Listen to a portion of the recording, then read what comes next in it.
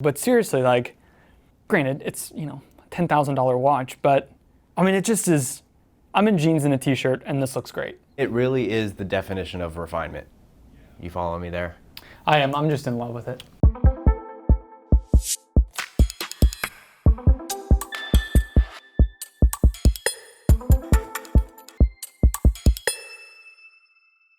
Hey everyone, it is Nathan with Crown & Caliber, and I am super excited about what we have sitting under this placemat right here. We actually have the new Rolex Submariner. We have the 124060 no date Submariner that is 41 millimeters. And we just got this in, we rushed up here, we made some coffee. I haven't even actually seen the watch yet. We also have the previous reference, the 114060, and even the 5-digit reference before that, the 14060M. So what we're gonna do today is we're gonna go ahead and compare all three references. And this is not some press release with a bunch of other journalists and reporters that have 15 minutes with the watch. We own this watch. So we get to take some time, hold the watch, take measurements. I even grabbed some calipers. I mean, we're talking about a 41 millimeter sub here. So I am super excited. I just want to jump in and go for it. You ready, Jonathan? I am. I mean, we are going to experience your reaction in real time on camera. We absolutely are. I've taken some notes on things I want to address so I don't get too flustered or too overly excited. So I say we just jump in, all right? I'm doing it. Okay, fine. So initially I was like, okay, wait, which one is it? Okay, so this has to be it. I mean, that is crazy. Talk to me, what do you see? So size-wise, like you don't even notice it at first. Like this is a 41 millimeter sub. This is the 14060. So I'm getting the calipers out and we're just gonna start measuring things right off the bat. Like I wanna see here. So previous generation is 40.2 millimeters. All right, and so the new Submariner is 40.5. Let me see here. That's insane, hang on. 40.5, 40.6 maybe? I mean, it's 40.5. All right, so first off, 41 millimeters is somewhat of a far cry from the truth here. It doesn't seem that much bigger, and realistically speaking, we're talking about 0.3 of a millimeter. So where did you measure it? I measured bezel from 3 o'clock to 9 o'clock. Okay. So okay, hang on, let's see here. I mean, the first thing I want to do is talk about the measurements because the big thing is the fact that we have a 41 millimeter sub. But I wanted to save my reservations and judgments until I got to see one in person. And so let's see, lug to lug, looks like 46.6 on the 1140, on the new reference, 47, so 0.4 of a millimeter, so almost the same there. I do want to go back and compare the old 5-digit reference. So the bezel on the 5-digit reference is 39.4.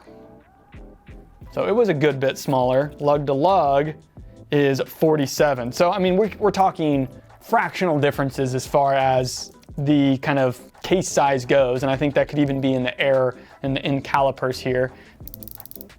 That awesome updated click that the 114060 had is in this new one.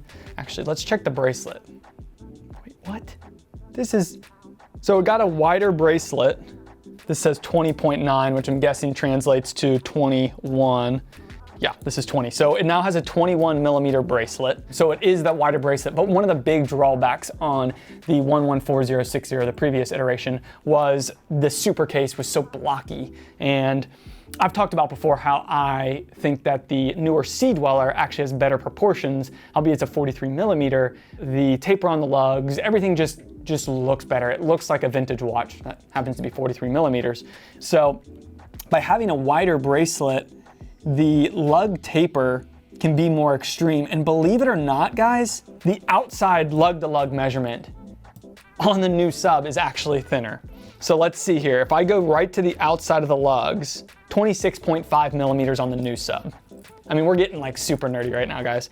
26.5. On the previous generation, 27.6. There's an entire millimeter difference in the outside measurement of the lugs. Not only that, there's a millimeter difference in the bracelet width. So essentially each lug at its end where the bracelet connects lost a millimeter. That's insane.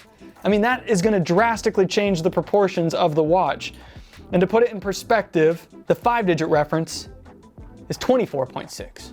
So it's even a millimeter thinner than the new reference. So all in all, when you look at it, I mean, you're looking at a very small change, and that's Rolex at its finest. Its changes are so minimal and almost at a glacial pace. But when we saw the release that it was a 41 millimeter sub, I think people kind of freaked out. I mean, I know I did. I just addressed that. I mean, thickness, 12.2, 12.4, kind of the same. That could all come down to, again, the differences in here. So effectively, we're looking at a sub that I'm gonna say in every way fixed the issues of the design of the previous iteration. It went ahead and increased its case size, but not to a discernible amount. Ooh, clasps. So I gotta think about the taper now. Let's see here. Having a wider bracelet means it's gonna have a different taper, and it is a bigger clasp. So it looks like the new one is a millimeter wider at the taper, and the clasp, 18.5 versus 17.4. So we'll say now the clasp is a millimeter thicker. So it is a more noticeable clasp. Seems to be about the same length as well, but it is a thicker clasp. Okay, now we're trying to watch on. Gotta try this bad boy on. Still has the diver's extension, seems to be the same design. Nothing seems to have changed there.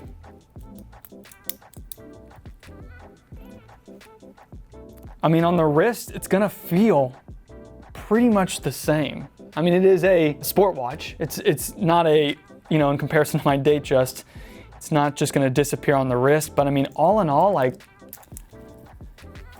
I mean, it looks great. Let's see, what are other things I wanted to look at here?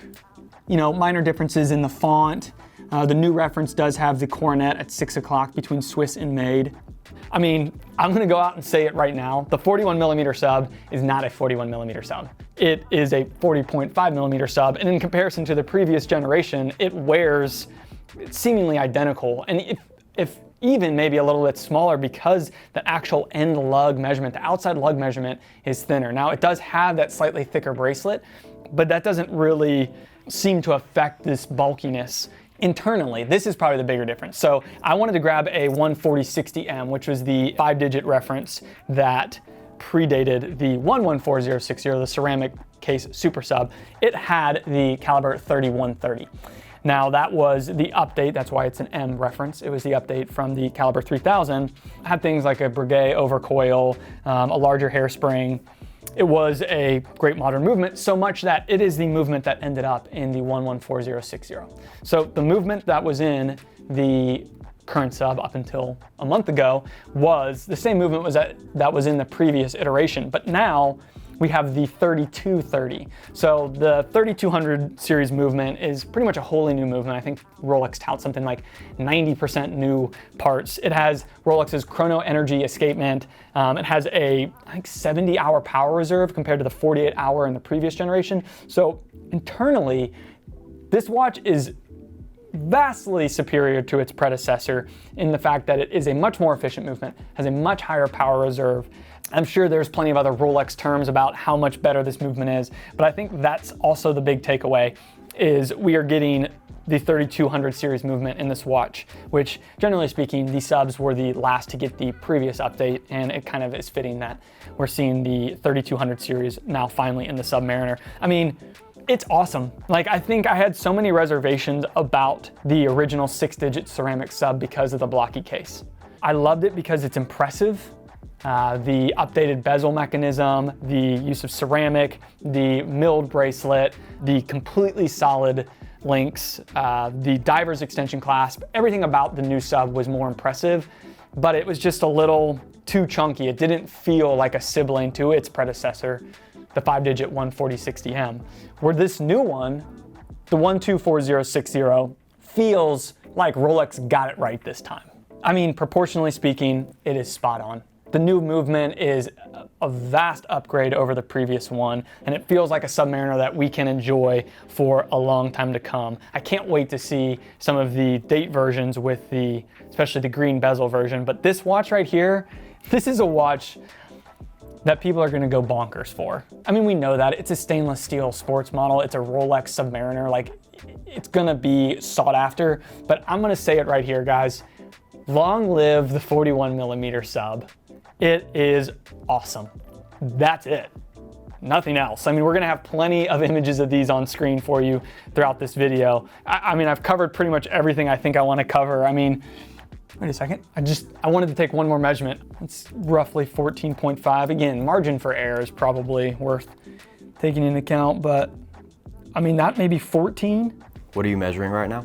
I'm measuring the outside of the crown guards, because when I put them next to each other, you can visually tell that the new Submariner's crown guards on the outside are thinner. So again, taking a larger case design and making things like the lugs and crown guards not only proportionally thinner because it's a larger case size, but physically millimeter for millimeter thinner than its previous generation makes it visually that much more elegant. It's that much more tapered, that much thinner.